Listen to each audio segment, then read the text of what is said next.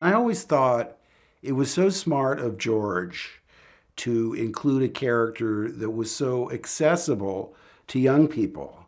You know, they might be inhibited by royalty, you know, they like the princess, but they can't relate.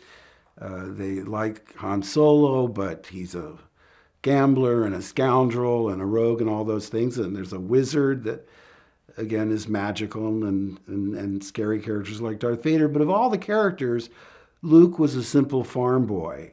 And the young people could relate to that. Like, oh, I could do that. Or I would feel comfortable being around him. So I thought that was a really smart move. And I hope that if there's any lasting legacy of the character is the idea that you can accomplish anything you want if you believe in yourself and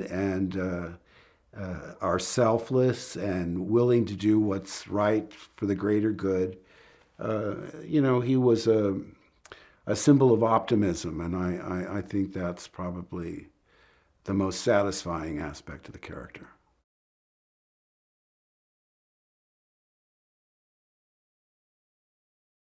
Well, I'm so glad Billy D is in the final installment because he deserves it. I thought anybody that's still around, no matter how prominent or obscure, should come back. I would love that, but especially Billy D, because we were unknowns when we were cast, and when they cast Billy D in Empire, he was like a big movie star. You know, we went, wow, you know, Lady Sings the Blues, and I won't go through his whole resume, but, you know, he's just the smoothest, you know, he's almost like an old school 1930s matinee idol.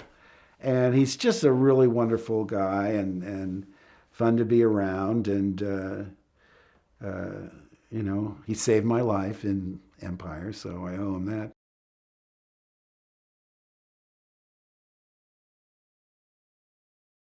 Well, the theme of redemption is important, not just in Star Wars, but in life. I mean, no one's perfect.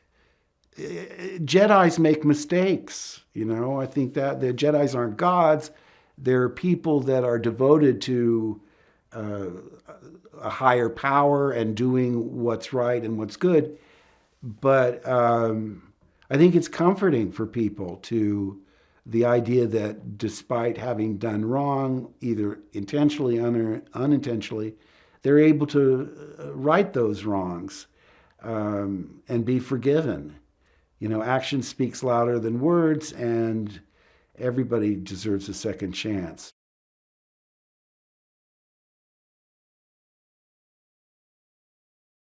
Luke, obviously, that, you know, as you come into this new generation of characters, Luke's story has been told. It's their story, and he, like Jiminy Cricket or like